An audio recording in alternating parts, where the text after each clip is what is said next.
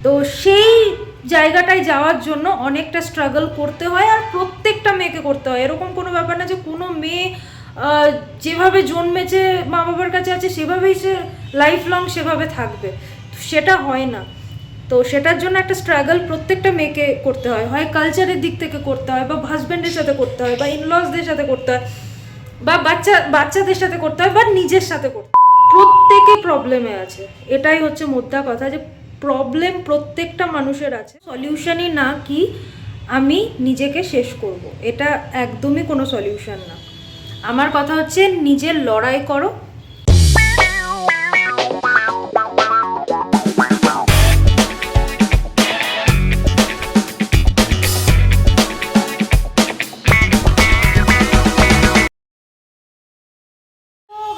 Good morning, welcome back to my channel. আশা করি তোমরা সবাই খুব ভালো আছো, আমিও খুব ভালো আছি। তো আজকে হচ্ছে কি বার ভুলে গেছি, কালকে আমরা রাতে ফিরেছি, দাঁড়াও বলছি কি বার। আজকে হচ্ছে মানডে 5 তারিখ, আর কালকে আমরা ফিরেছি রাত্রিবেলা। তো রাত্রিবেলা ফিরে শুনি কি যে আমার রান্না করে সে আসবে না 3 দিন। ভাবো অবস্থা, ওখানেও থাকানো হয়েছে, আর জার্নি মুখ সব শুকিয়ে গেছে দেখতে পাচ্ছ। তো কালকেও রান্না করেছি রাত্রে এসে, তো ব্লগটা করতে পারিনি এজন্য। আর এখন সকাল থেকে ব্লগটা শুরু করছি, এখন বাজে 11:30। 11:30টার সময় বসিয়েছি হচ্ছে রান্না।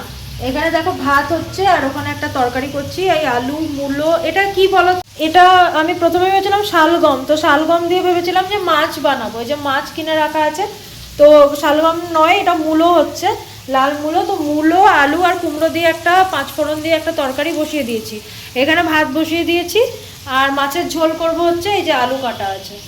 ব্যাস এই দিয়ে আজকে নমনম করে হয়ে যাবে।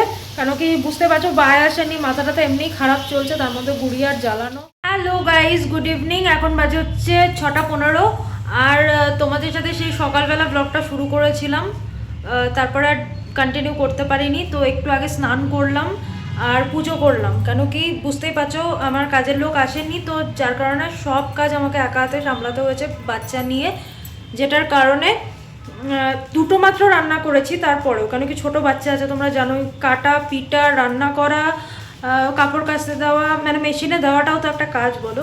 তারপরে 3টে ঘরেরই বিছানা তোলা, মানে বিছানা পরিষ্কার করা, এতদিন যে ছিলাম না 2-3 দিন, সেগুলো করে তারপরে এখন একটু আগে স্নান করে পুজো করে তারপরে আমি আজকে দুপুরবেলাটা খাইও নি খাবার, কেন কি জানি না, খিদেই পাচ্ছিল না। তো চলো ব্লগটা এখন থেকে শুরু করছি। আর এখন এখানে বসিয়েছি হচ্ছে দুধ গরম করতে, মেয়েকে দেবো, মেয়ে ঘুমোচ্ছে, এখনই তুলে দেবো। যদিও স্নেহিল এখন অফিস থেকে আসেনি, তো আর প্রচণ্ড জাকিয়ে ঠান্ডা পড়েছে, কিন্তু দেখছি স্নান করার পর না ঠান্ডাটা একটু কম লাগছে। আর তোমাদেরকে তো শেয়ারও করিনি, এখন করবো কি, চলো দেখো। এই দেখো দুপুরে এইটা করেছিলাম, মূলো দিয়ে আলু দিয়ে কুমড়ো দিয়ে একটা তরকারি, এত টেস্টি হয়েছে না গাইজ, কি বলবো। আমি না প্রথমে শালগম ভেবে ওটা মূলোটাকে কেটেছি, এবার মা বলছে ওটা শালগম না রে, ওটা মূলো হচ্ছে, মানে টেস্ট করে দেখি। তো কি করব, দিয়ে মূলো দিয়ে আলু দিয়ে কুমড়ো দিয়ে তরকারি করলাম। বেগুন ছিল না, তাই বেগুন দিতে পারিনি, তাহলে পাঁচমিশালি হয়ে যেত। আর এই যে মাছের ঝোল, হালকা পাতলা মাছের ঝোল, দেখতেই পাচ্ছ। তো এই হচ্ছে আজকের আমার রান্না বান্না, ঠিক আছে। আর ভাত বানিয়েছিলাম, আর একটা তো লঙ্কা দিইনি, মানে একটু সামান্য লঙ্কা গুঁড়ো দিয়েছি, গুড়িয়ার আর আলাদা করে আমি কিচ্ছু করিনি, ঠিক আছে। আর আমার মুখের যে এরকম অবস্থা দেখতে পাচ্ছ, থাকানের জন্য প্রচণ্ড থাকান। আর এখনও আমাদের গাড়ির ডিক্কিতে আমার যা যা আমি ইউজ করি না, ময়শ্চারাইজার, মানে আমার মেকআপ কিট, তারপরে সব কিছু আমার যা যা স্কিন কেয়ারের জন্য লাগে সব গাড়ির ডিক্কিতে আছে। এখন যেহেতু মানে 3rd ফ্লোর, ওঠাতে কষ্ট, এজন্য আজকে ওঠানোই হয়নি, তো মানে কালকে ওঠানোই হয়নি। তো আজকে স্নেহিল আসবে, স্নেহিল অফিস থেকে এসে তারপরে, কেন কি যে আমাদের ওঠায় সে ছুটিতে আছে, নাহলে ওই দাদাটাকে বললে ও উঠিয়ে দেয়, ওকে 100টা টাকা দিয়ে দিলে বা কিছু করলে ও তুলে দিয়ে যায়। তো যাই হোক, চলো এখন আমি হচ্ছে দুধটা গরম করে গুড়িয়াকে দেবো। গুড়িয়া এখনও ওঠেনি ঘুম থেকে যদিও। আর একটা কি বলতে গেলাম, হ্যাঁ আর একটা যেটা ঘটনা তোমাদের সাথে শেয়ার করার, আমি ফেসবুকে না অনেকেরই ব্লগ দেখি, ঠিক আছে। তো ব্লগ দেখার মধ্যে আমার মানে খুব প্রিয় যে দুটো মানুষের কথা না বললেই নয়, সেটা হচ্ছে সায়ক দা, ওর ব্লগ দেখি। আর ব্লগ দেখি হচ্ছে দেবলীনা নন্দী, ঠিক আছে, দেবলীনাদির। তো দুজনেরই ব্লগ দেখি, আর আমার ভীষণ পছন্দ ওদের দুজনের ব্লগ দেখতে, ভালো লাগে রোজকারের কি করছে না করছে। আর আমি ফেসবুকের বোধহয় কিছুই দেখি না, কারোর কোনো কিছুতেই আমার মানে দেখি না, ওদের দুজনের ব্লগটা আমি দেখি, ফলো করি ওদের দুজনকে ভালো করে। তো দেবলীনা দি যেটা সেদিন লাইভে এসে বলেছিল, আর এরকম একটা ইনসিডেন্ট মানে নিজের সাথে করবে সেটা তো আমরা আন্দাজ করতেই পেরেছিলাম লাইভটা দেখে, কিন্তু এতটা বেশি খারাপ লাগছে কি এই রকম মানে এই ডিসিশনটা বোধহয় ঠিক ছিল না। তো আমি সেটাই বলবো। আর তোমাদের কাছ থেকে আমি জানতে চাই কমেন্টে, তোমরা যদি জেনে থাকো দেবলীনাদির এই ঘটনাটা, তাহলে অবশ্যই আমার কমেন্টে বলো যে মানে তোমাদের কি মতামত, সেটা তোমরাও জানিও যে এই ডিসিশনটা কি ঠিক হয়েছে তার। কেন কি মানুষের আপস অ্যান্ড ডাউনস আছে, আমি মানছি যার হয় সেই বোঝে, কিন্তু তবুও আমি বলবো আমাদের মেয়েদের অনেক লড়াই করতে হয়, ঠিক আছে? আমাদের মেয়েদের অনেক লড়াইয়ের পর তখন একটা জায়গা মেয়েদের আসে, তখন তাকে আর কেউ ছুতে পারে না। তো সেই জায়গাটায় যাওয়ার জন্য অনেকটা স্ট্রাগল করতে হয়, আর প্রত্যেকটা মেয়েকে করতে হয়। এরকম কোনো ব্যাপার না যে কোনো মেয়ে যেভাবে জন্মেছে মা বাবার কাছে আছে সেভাবেই সে লাইফ লং সেভাবে থাকবে, সেটা হয় না। তো সেটার জন্য একটা স্ট্রাগল প্রত্যেকটা মেয়েকে করতে হয়, হয় কালচারের দিক থেকে করতে হয়, বা হাজব্যান্ডের সাথে করতে হয়, বা ইনলসদের সাথে করতে হয়, বা বাচ্চাদের সাথে করতে হয়, বা নিজের সাথে করতে হয়।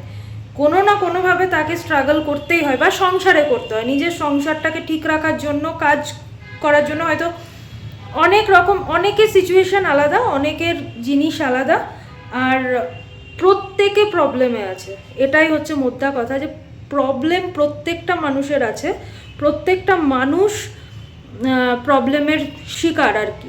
তো প্রবলেম প্রত্যেকটা মানুষের আছে, কিন্তু এটা কোনো সলিউশনই না কি আমি নিজেকে শেষ করব, এটা একদমই কোনো সলিউশন না। আমার কথা হচ্ছে নিজের লড়াই করো, নিজে বাঁচো নিজের মতো। আর এটাই প্রত্যেকটা মেয়েকে আমি এটাই বলতে চাই কি এরকম স্ট্রাগল অনেক মেয়েরা করতে হচ্ছে, আমি জানি।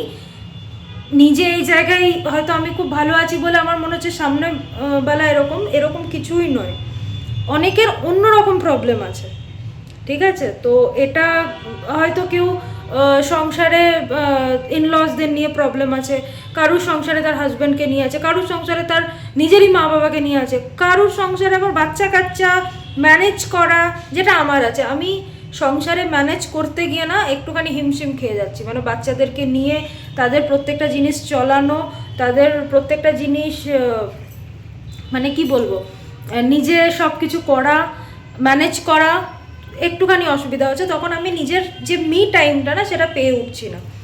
তো সেটা প্রত্যেকটা মেয়ের কিছু না কিছু জিনিস আছে। তার মানে এইটা সলিউশন কখনোই হতে পারে না কি আমি আমার জীবন দিয়ে দেবো। তো এটাই সেই দিদির উদ্দেশ্যে বলছি কি এটা একদমই বাজে একটা ডিসিশন, এটা ঠিক হয়নি। আমরা মেয়েরা আমাদেরকে বাঁচতে হবে, লড়তে হবে, সবচেয়ে বড় কথা নিজের লড়াইটা নিজেকেই করতে হবে। আর লড়াই মানে নিজেকে শেষ করে দেওয়া না, সবাইকে দেখিয়ে দেওয়া, সেটাই হচ্ছে আসল লড়াই। আমি এটা মনে করি। আমার সাথে কে কে একমত বা সহমত তোমরা অবশ্যই কমেন্টে জানিও, আর তোমরা যদি এই জিনিসটা জেনে থাকো। তো যাই হোক, চলো অনেক বক করলাম। আর যেহেতু কাল থেকে ভিডিওটা চলছে এই জন্য ভিডিওটাকে আজকে আমি এখানেই শেষ করছি। আর ভালো লাগলে অবশ্যই লাইক কমেন্ট শেয়ার করতে ভুলো না। যারা এখনও সাবস্ক্রাইব করোনি অবশ্যই সাবস্ক্রাইব করে দিও। তো চলো এখনকার মতো টাটা, দেখা হচ্ছে নেক্সট ভিডিওতে।